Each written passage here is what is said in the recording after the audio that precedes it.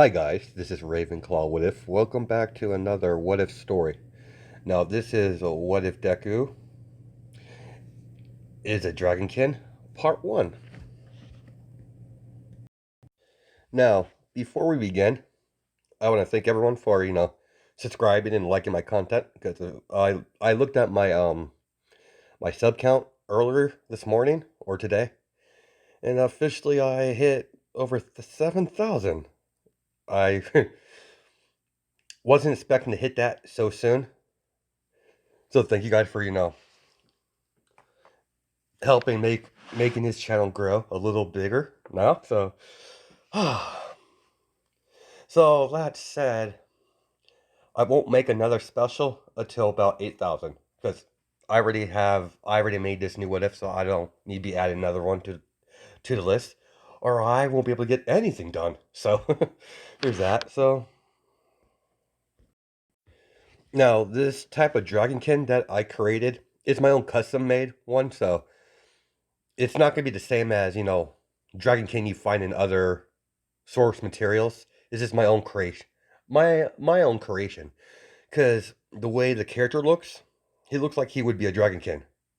So, to me at least. So, that's why I'm changing that. And he is a magical creature.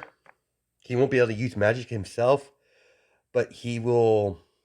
I have a plan, so I'm not going to spoil it. But yeah, the world's going to be interesting, nonetheless. Oh, I dropped my iPad on accident. So let's.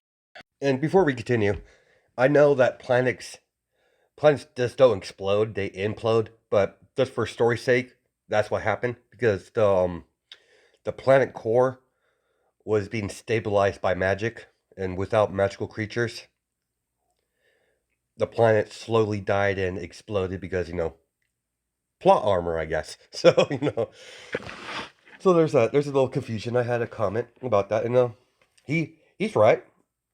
But for story's sake, that's what I was thinking how that happened because the planets, the whole planet thing being its magic was his main source of keeping that planet together. That's not scientific at all. So it's a fantasy world, so normal logic won't work on that. So as Inko and I forget her name now. Give me a second here, guys. No, I know I'm not pronouncing her name right, but I can't. Who is no, no back teeth. So it's Ryuko. I'm probably not pronouncing that right, but screw it. Let's continue. So as Ryoko was holding Izuku, as Izuku start coughing, as Inko's what's wrong with him? As Inko's getting worried as he's coughing up, as smoke's coming out of his mouth, as he straight up, as he as fire starts coming out of his mouth, a little bit, as that's not normal. As Nezu and Inko and Ryoko is discussing that there's no way this baby has a quirk. So as Nezu, sorry, Nezu had a recovery girl and some of her staff check over Izuku more as they found out that no, he doesn't have a quirk, but he's able to breathe fire. So Nezu's like, you might want to keep an eye on him and contact me if he develops any weird abilities. We don't know what we're getting into here. This is clear. This is an unknown territory. We don't know what exactly this young child is. Clearly, he's not from around here. From what you told me, where you found the egg, I really don't know what to think. But it's fascinating. It's new territory. As Nazu's invested in this new life form, Deku or Izuku. As during the medical test they put Izuku through, Nezu and Recovery Girl came to the realization that he's going to require a whole lot of food when he begins eating solid food. So he's going to be quite the eater. His body requires a lot more protein than normal humans. And Nezu and Recover Girl don't know how long his lifespan's going to be. Nezu Nezu thinks he's going to have a very he's getting the feeling that he's going to have a very long lifespan from normal people. Because of Izuku's arrival on this planet, things are going to change. It's going to be sorry guys, give me a second here. Because of Izuku's arrival on this planet, things are about to change, good or ill. Only time will decide. As more he grows, the more magic is going to be implemented into the UA universe. As we cut to somewhere near Japan, on an island. As we cut to the island, as we cut to a house, a manor, I guess, what we call it. I don't know where he would live with his daughter, but you have a young blonde girl crying in her room. As a man walks in, sweetheart, it's alright. As she's crying, I don't want to be corkless. I want to have a cork. As she's crying, I know, sweetheart, but we can't change that. You know that. But I want one. As she's getting frustrated, as she starts crying more, as she screams. As she's crying loudly, as she's crying she's crying pretty loud. As out of nowhere, all the windows in the room start breaking. They shatter. As several things inside the room start floating.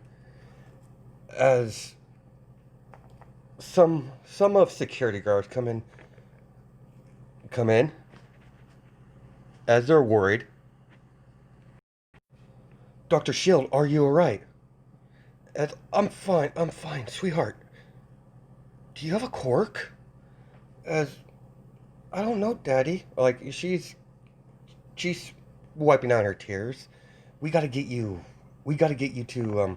I need to get you checked out. As she picks up his daughter, Melissa Shield, as he's doing medical exams, as he's visibly confused. According to this, you're corkless, but what was that? Telekinesis? But unknowns to David Shield, uh, that's nowhere near a cork. She's sorry, but unknowns to David Shield, it is not a cork. She's awakened her magic abilities. As slowly, all around the world, slowly but surely, the corkless population starts developing these abilities, these strange abilities that they should not have. And like in human nature, unfortunately, some people will not be using these gifts. Use these gifts the right way. Some will use these gifts for evil. There will come a time where quirks will be challenged by people with magical abilities that are foreign to Japan. As Ezekiel grows, all around the world, quirkless people begin to awaken their abilities slowly. As David Shield puts all his projects on hold, except for one to do with All Might, to see what's going on with his daughter. He's researching everything about it, and eventually he came to the realization that this is not a quirk. This is something fantasy. As he's shocked that everything points to magic over the years, researching it. He's ready, went through all the scientific theories and hypothesis, and everything points to magic, eventually. As we cut to, we'll time skip a little bit. Give me a second here, guys. We're gonna time skip till Izuku was the age of 2 or 3. As Inko's chasing Izuku as he's crawling on the ground. It's like, sweetheart, get back here. As Izuku stops, as he's looking at the picture on the wall,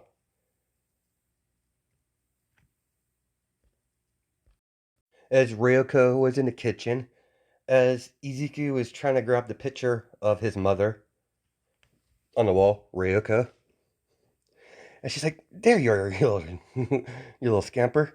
As she picks him up, as Izuku speaks his first words, as soon as he got picked up. As Ezekiel looks at his mother, as only she could hear it's. Sorry, guys, give me a second here. As Ezekiel says these words that shock Inko, as he's like, as he constantly says this over and over again, humans are terrible creatures that should be eradicated. Or wiped out. That's easier. One of the subscribers mentioned to put that in the episode, so I do occasionally put some of your guys' suggestions into my what ifs. So I'm pretty known for that by now. As he says, as he keeps saying those words over and over again, dear, come inside. Come here fast. As she's like, what is it? It's Izuku's first words. As, come on, sweetheart, say what you said. As Ezekiel says, humans are terrible creatures that should be wiped out. As he constantly says that over and over again. As Ryoko's like, well, that's a red flag. As Inka's, that's very disturbing, dear. Inka's like, why can't he be like a normal child and say mommy for the first word? Not that. Dear, we found this little one in a portal appeared out of nowhere, came from an egg. Our child's not going to be normal, regardless. I know, but I don't want him to become a villain. As Ryoko, don't worry. We'll guide him in the right direction. I won't have my son become a villain. That's the last thing I will let happen. As we cut to some time, about a few months, as you have Ryoko and Inko, as they have an off day, well, Ryoko has an off day from her work, and Inko doesn't have to do much. She takes care of the child, takes care of Izuku. Now, I haven't decided on her quirk yet, but I'll decide in later parts. But for right now, maybe next part, but I'm not totally sure yet. But let's continue. As they have off day, as they take Izuku to the zoo. Kids love zoo, so perfect setting for this. Now, Izuku has very sharp teeth. So he's not a normal kid. So as they're walking through the zoo with a stroller, as everyone caught glimpses of the baby as everyone's whispering because everyone's saying it's the mutation quirk, like how disgusting. As Ryuko's like, what are you looking at? Mind your own business. And she's like, come on, Iko, let's not let these sorry guys, these short-sighted people ruin our experience. Okay, dear. As they're seeing different animals, as they stop in front of, the lizard exhibit, as Inko and Reiko took their eyes off Izuku for a brief second, as Inko goes back to look at and see how the baby's doing, as she's panicking. Reiko, he's gone. Where is he? As they're searching, as they're looking around, as they contact some of the staff members, as they're looking for Izuku, as they find Izuku in one of the cages of one of the glass cages, as he crawled in when one of the staff opened the door, as he crawled right in there, as all you see on the window, the exhibit, the Komodo dragon, those humongous lizard things that would be able to eat a baby pretty fast. As you have Izuku crawling, as he crawls over to the Komodo, as the Komodo doesn't do anything, it's docile towards him. As he grabs onto the snout, as the Komodo with his tongue tickles Izuku's nose as he sneezes, as a woman screams, seeing a little baby in the cage with the vicious Komodo dragon. This Komodo dragon has been known to attack people when they try to feed him. As Inko sees that, we need to help. That's my son. As Ryoko, as Inko and Ryoko rush in to get the baby, as the staff are trying to stop him, as she's like, "I'm a hero. This is my son." Inko, stay here. I'll handle this. Are you sure? Don't worry. I'll get our boy back. As she walks in, as the Komodo dragon gets in a fighting stance, as it's being hostile towards her, like the Komodo dragon is protecting little Izuku. As she backs off a little bit, as the Komodo dragon stops being threatened, as you have Izuku fell asleep on near the Komodo dragon, where his tail's wrapped around Izuku.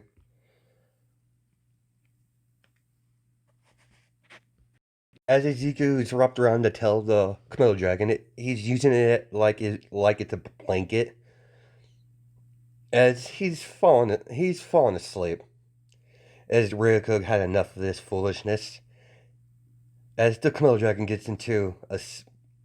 starts making noises as it's hostile.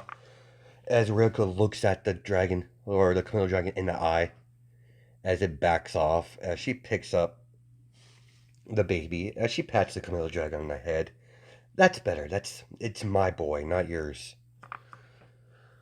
As she walks out, as Inko's like, is he alright? Yes, dear, he's fine. He just made a friend. We need to keep an eye close. We definitely need to keep a closer eye on him.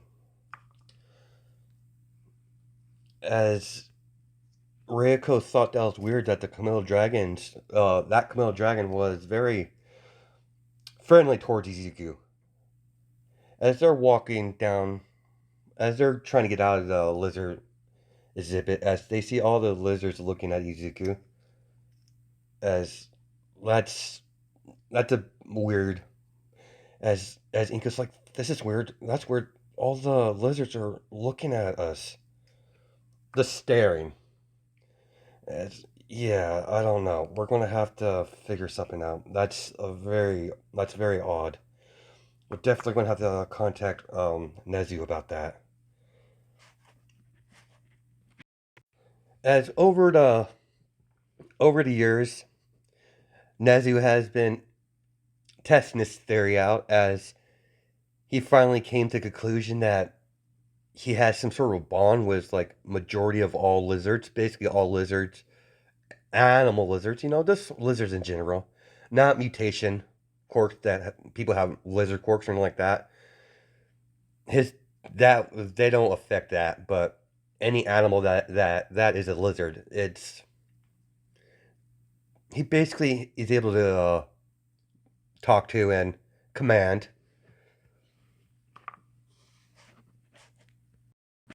As when Izuku turned 5 or 6, they put his they put down in the paper on they put down in the registry that he has a mutation quirk, even though they don't he doesn't have a quirk. But that's the only way to make sure that there's no red flags popping up out of ever. Red flags popping up as the government doesn't find out Izuku is not entirely human. He has traces of their DNA in him. This is how this breed of dragonkin the birthing process works. His species, if a dragonkin gave birth to the normal process without a human touching it, it would be a lot more lizard-like. But because of Inko and Ryoko, because of their blood that infused the egg to during the incubation period, he has more human features. As you have Izuku in his room, as he's around 6 years old, as he has been a he has took an interest in painting at a young age. As give me a second, guys. As he starts painting pictures out of nowhere, very good, like very talented pictures. He doesn't know where these images are coming from, but as he's been painting pictures of locations he's never been, or as Inko says, it's something that Izuku's been reading Ryoko's fantasy books, and he started taking painting pictures of different type of dragons. Thus, out of his imagination, that's what Inko thinks of different species of dragons and several dragonkins that Izuku would have no way of knowing. As Inko calls Izuku down for dinner, as she's like, Izuku, get down here. It's going to get cold. As he's like, I'm coming, Mom. As he walks down, Izuku comes down as he sits in the kitchen as there's a plate of sausages and some other food. As he picks up a fork or chopsticks, as he bites down, and it's like, ew, it's cold. As he's like, gross. As as Inko, I told you it would get cold if you came down here an hour ago. It would be still be hot.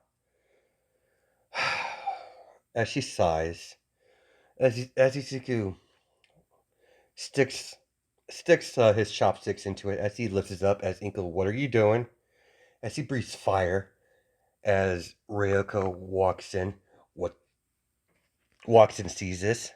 What did I tell you about using fire in the house, Izuku? As Izuku's continuing, are you ignoring me, Izuku? As he's still doing it, as she takes it out of his hand, don't challenge me, Izuku. As they're getting a staring contest, you know you lose. I'm your mother. You will obey. I will not be challenged. As her eyes glow a little bit, so does Izuku's. Fine, mother. You're no fun. As a little puff of fire pops out of his mouth a little bit. As he continues eating his cold food, and she's like, that's what I thought. As she ruffles his hair. You know you can't challenge me, sweetheart. I will always be. I'm the one in charge. You should remember that. Yes, mother. Don't give me that. Don't roll your eyes at me, young man. Yes, Mom. That's better. Now come on, let's eat. As they begin eating as a family, as Izuku's been homeschooled until now, and she's like, "Oh, by the way, Izuku, you should probably get to bed early tonight. You have a busy day tomorrow." As Izuku's like, "What do you mean, Mom? Your first day of school?" As he spits out, "What?" "Yeah, you'll be." As Inko, "Are you sure he's ready? What if the other kids pick on him because of his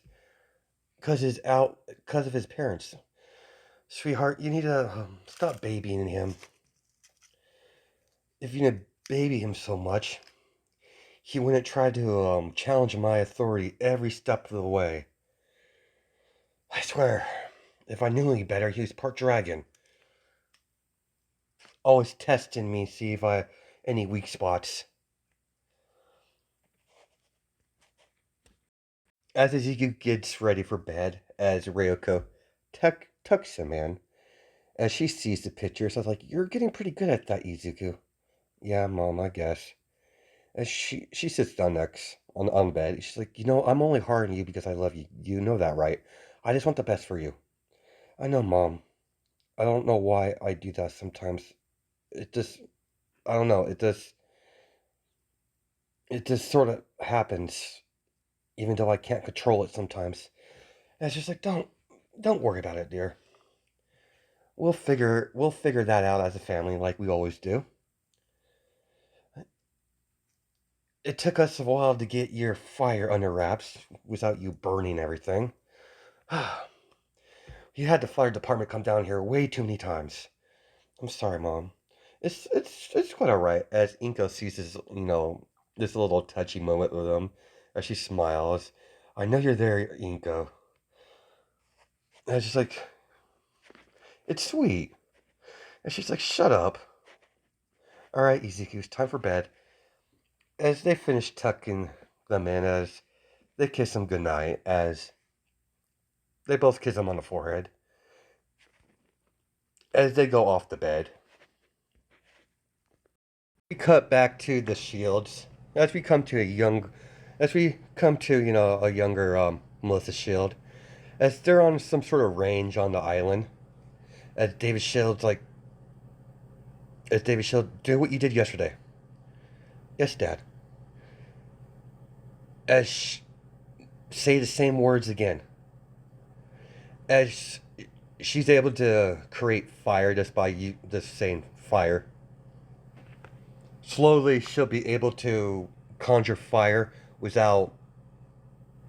She's throwing fireballs at the targets, as she just has to say fire. As David Shield's like, "Okay, that's good, dear. Now, I want you to use that again, but without saying the words. Saying any words." Now, the magic in this story, it you don't need a incantation to do it. You just got to think about it. But starters for beginners, you have to say fire for the fireball. As she says fireball after a while, as she thinks about it in her head, as a fireball hits a target, as she smiles, "Dad, I did it." As that's very good, dear. Now let's go back to now let's go back to the lab until we figure out what else you could do. As David Shield over the years been nurturing his daughter's gift,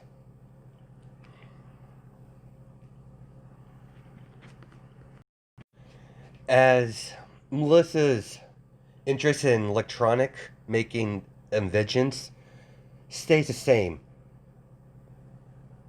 but she's starting to pass to combining her inventions that complement her abilities. Yeah, so Melissa Shield's going to be her her passion for being a inventor is still the same, but she's going to be mostly developing magical and vengeance for her to able to use her abilities a lot more easier. As David Shield is thinking of an idea that if if if David Shield thinks what this is, that maybe her daughter could actually heal All Might at some point. As he's on board with the magic now. As us, he's been experimenting with her abilities to see what she can do and what she cannot do. She's only able to create fire at the moment, but later down the line that will change. As David over the years has realized, animals are always around Melissa. They're attracted to her because of her pureness, because of her innocent heart. As David Shield thought that was weird. That's another thing he's going to have to research. As we cut to Izuku, as he's getting ready, as he gets dropped off his first day of school. As we cut to the class, as all the kids are talking, and they're young, so it's elementary school or something like that. As the teacher's like, all right, everyone, calm down. We have a new student coming in today. I want you to behave and be nice to the new addition to our classroom. As Inko walks in, Miss Inko, Miss Tsuma. Now I don't know if Ryoko is her first name or Tsuma is her last name. I really don't know, but for now we'll go with that. Tsuma, but whatever. But Inko, Miss Midori, you're here. Yeah, this is my son. As Izuku walks forward, as he bows, as you're quite a polite one. What? Why don't you introduce yourself to the class? As Izuku's like, as he puts his hands behind his back, both hands, as hi, I am Izuku Tasuma. As he bows, as a lot of kids are whispering, because it's a new student, and he looks interesting. Now Izuku, behave, listen to the teacher, and I'll come pick you up after school. Yes, mom. All right, have fun. As the teacher's like, why don't you take a seat? Let's see, where should I put you? Right there. Why don't you sit right next to the middle row over there? Yes, teacher. As he sits down, as a girl walks in to the classroom, as she apologizes to the teacher that she's late, as she's about to sit down, as she sees a new guy, a new kid she never seen before, as she taps on his shoulder, as Izuku looks over, he's like, "Hi, I'm I'm Mina. You're new. What's your name?" As he's like, "I'm Izuku. I'm Izuku." And she's like, I love the horns." As you know, he went to Mina school, and Mina school is a. I'm changing her backstory a little bit. I don't know what her family life is like, but in this is a quite a rich preschool, so her family's rich. And we're gonna stop it there. That's a good spot to stop it because we're already at 30 minutes. So I hope you guys have a good night and day, judging by time zones. All right, bye. Ah, oh, stupid.